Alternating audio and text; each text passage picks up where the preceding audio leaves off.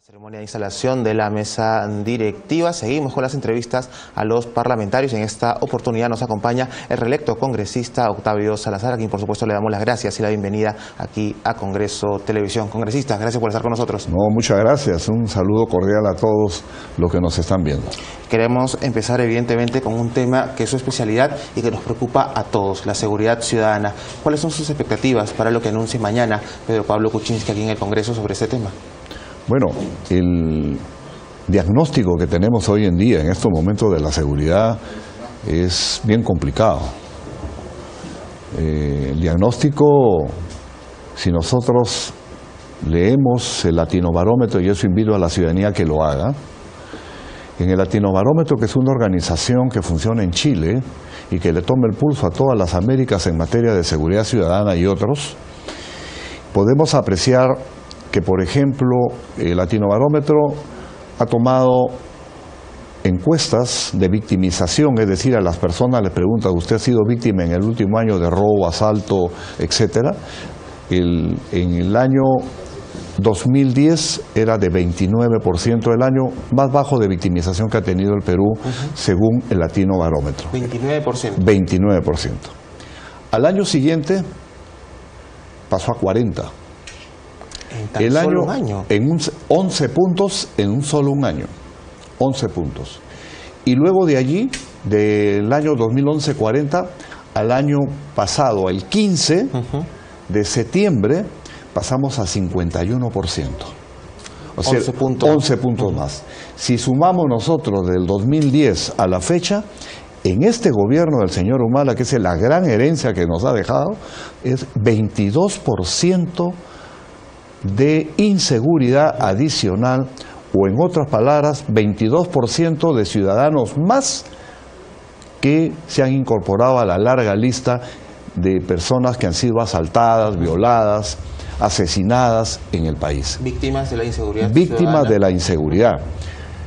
Entonces, basado en ese diagnóstico y en el 76% que nos dice Ipsos Apoyo en la una de sus últimas encuestas de percepción de inseguridad, 76%, entonces el encargo, el que él recibe, es una papa caliente. Y yo quiero saludar al ministro, a Carlos Basombrío, porque pese a este diagnóstico tan crudo y real, él lo ha aceptado. Y desde ya creo que es una persona que está dando un paso y se está poniendo la camiseta y agarrar esa papa caliente tan complicada y delicada. Pero el tema no queda ahí. Las propuestas que se vienen tienen que ser estructurales, no meras coyunturas, no meras actividades llamativas en salir a presentar a la prensa las cosas que se hacen, al estilo de muchos de los que han pasado por el sector, y al fin de cuentas vemos y apreciamos que eso no sirve de nada. Con medidas, por ejemplo, como la que usted criticaba, que era la de la declaratoria de estado de emergencia, que quizás podría sonar muy bien y parecer estar funcionando, pero las cifras nos muestran que no es tan efectivo. Si tú declaras zona de emergencia en una Lima, en todo Lima, sí podría tener una coherencia. Porque claro, estás tú, una ciudad grande, le estás tú aplicando medidas extraordinarias para poder controlar mejor las cosas. Pero si tú lo haces en el Callao, como se hizo aquí, el delincuente menudo se pasa a San Martín de Porres, se pasa a otros distritos aledaños y comete sus fechorías. ¿Qué es lo que ha venido ocurriendo? Y es lo que ha venido ocurriendo.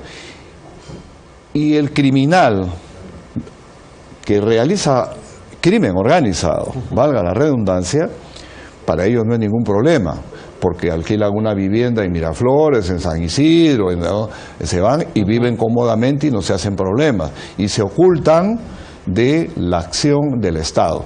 Y en otras palabras, todo el mundo se burla de la medida que se ha dado, y eso es lo que pasó. Pero si la medida se circunscribe a todo Lima, o a toda una jurisdicción completa, no a una provincia, porque esto no es terrorismo, cuidado, esto no es terrorismo, es criminalidad que está insertada y y de una manera conviviendo con la ciudadanía. Bueno, y sería una medida que responde a lo que usted está señalando, algo estructural, algo que realmente se entienda. Ahora, como que concatena muchos esfuerzos. Obviamente que esto hay que medirlo. ¿Cuál es el impacto? ¿Cuál es el riesgo país? Ese es otro tema que también hay que hacerlo.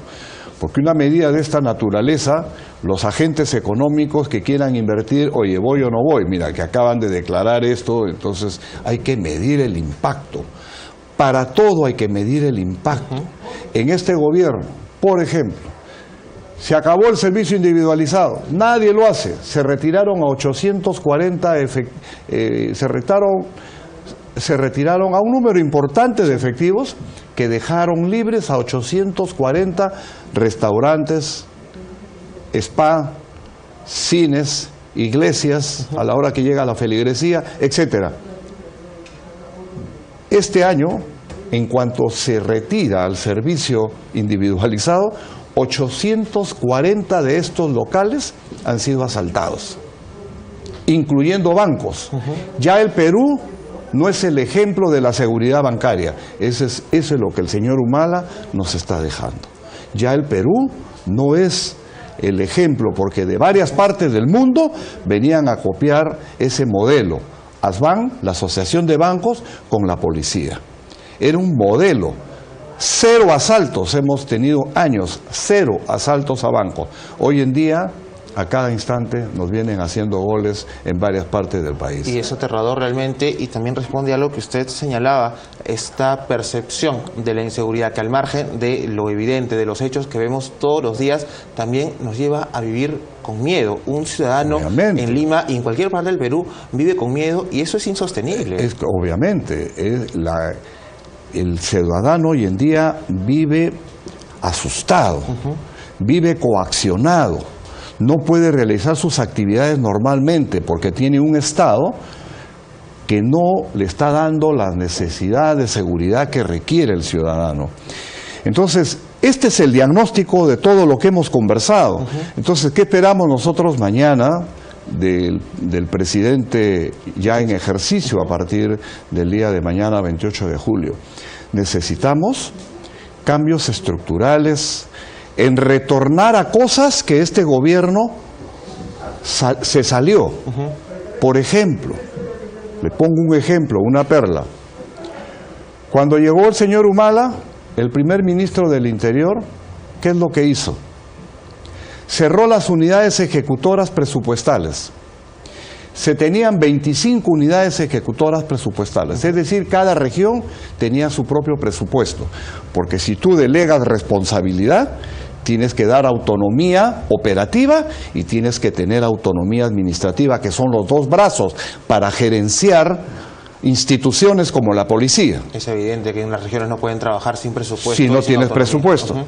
Entonces, eso costó mucho, del año 2008 al 2010, convencer a todos los ministros de Economía que llegaron para seguir desconcentrando el presupuesto, que la pelota no se quede en Lima, sino que esa pelota se vaya a las provincias y que cada región necesariamente tenga su presupuesto. Entonces, ¿qué sucedió? Cerraron las 25 unidades ejecutoras y se quedan 2, Ministerio del Interior y Policía Nacional. ¿Esto qué nos infiere? Para que sepa la ciudadanía, ¿qué nos infiere? De que en Puno, en el Cusco, en Arequipa, en Madre de Dios, si se malograba una batería o una llanta, antiguamente tenían su presupuesto y ellos la compraban en el lugar. Claro. Con esta nueva invención que hicieron al momento de llegar al gobierno, tienen que pedirlo a Lima. Por Dios, no. Lima, comprar la llanta, comprar la batería y remitirle a la policía para que la puedan usar. Es decir, la lógica nos enseña a nosotros a inferir, a hacer inferencias y tomar decisiones en base a ello. Exacto. Pero vemos y apreciamos que se han cometido unos errores garrafales que nos han llevado paulatinamente. Apreciamos que se han cometido unos errores garrafales que nos han llevado paulatinamente a donde estamos en estos instantes. Deberían volver entonces de inmediato de las unidades inmediato, regiones. Tiene que corregirse el tema de las unidades ejecutoras. El actual ministro del Interior, de tener 2 unidades ejecutoras, las ha llevado a 8, pero todavía falta a 25. Entonces las instituciones caminan con sus presupuestos, las instituciones y su personal caminan sobre sus estómagos, así como decía alguien, las tropas caminan sobre sus estómagos, y esa es una gran verdad. Es decir, el tema, el vituallamiento, es decir, los recursos tienen que estar inmediatamente. Aquí en Lima, la Dirinqui y la Dirando tenían sus presupuestos, y ellos desde ahí ejecutaban. Cuando se dio esta medida tenían que ir a hacer una cola, donde una viceministra del Interior hacían su cola para que les puedan pagar sus viáticos. Y esa unidad funcionaba hasta las 4 de la tarde, y los que tenían que salir a capturar delincuentes ya no podían ir porque sencillamente la burocracia había centralizado el presupuesto. A eso quería llegar. Entonces, la policía, que tiene que ser tan ejecutiva, no puede estar dependiendo de los avatares de la burocracia. Así es. Y eso, bueno, ese es un ejemplo. De esto podemos seguir numerándote. Me imagino que tiene... Numerándote N cosas de equivocaciones. Que tienen que ser inmediatas. Pero sobre este ejemplo que señalaba, muchas veces el reclamo del ciudadano frente a la policía es que no los atienden, que la respuesta suele ser: no tenemos gasolina. Obviamente. ¿Por qué están pasando estas cosas? ¿Por qué pasan estas cosas? El presupuesto tiene que desconcentrarse. El presupuesto no es del ministro ni del director de la policía. El presupuesto es del Estado para que las organizaciones que forman parte de nuestra policía, las organizaciones que forman parte de los operadores de justicia, tengan los recursos para que se ejercite inmediatamente la acción del Estado. Unidades ejecutoras, ¿debe volver también el 24/24? Yo creo que sí. En tanto y en cuanto nosotros no tengamos aproximadamente 30.000 efectivos más, que es lo que más o menos necesitamos, más tecnología, por supuesto. Porque si nosotros dejamos de tener, como hasta ahora, que no tenemos un ápice de tecnología, entonces indudablemente el retroceso cada día será peor. En todas las capitales del mundo, las policías no se ven. Cuando alguien comete algo, inmediatamente le caen todos. ¿Y por qué? Porque toda la ciudad está siendo monitoreada. Y cada sector tiene sus cámaras y tiene su capacidad de respuesta con patrulleros que inmediatamente llegan al punto, al lugar donde se está cometiendo el hecho criminal. Entonces la policía no está como la nuestra, caminando o manejan un vehículo mirando a todo el mundo con cara de sospechoso para poder intervenirlo. Las cámaras te ayudan, la tecnología, esta transferencia tecnológica que requiere nuestra policía va a hacer que nuestra policía indudablemente esté más sosegada, más tranquila y operando inmediatamente cuando se detecte algo en las calles. Hemos visto que las municipalidades en muchos casos han tomado la responsabilidad precisamente de esta innovación tecnológica y han equipado sus equipos de serenazgo con cámaras de seguridad y este tipo de aditamentos. ¿Trabajan realmente en coordinación con la policía para que estos equipos funcionen en beneficio del ciudadano, más allá, por supuesto, de la parafernalia que implica tener algo de... Las cámaras de videovigilancia hoy día en el Perú sirven para después del hecho, para ver quiénes han robado. Para que la veamos en televisión. Y que lo tengamos que ver en la televisión, ¿no? Y donde la ciudadanía cada día más ve cómo asaltan a las personas y entra en un pánico, en un pavor. Y volvemos a lo mismo. Y volvemos a lo mismo y retroalimentamos la inseguridad ciudadana, la percepción se aumenta y obviamente genera pues todo una situación convulsa dentro de la ciudadanía. Entonces, las cámaras de videovigilancia no deben ser para mirar qué es lo que pasó.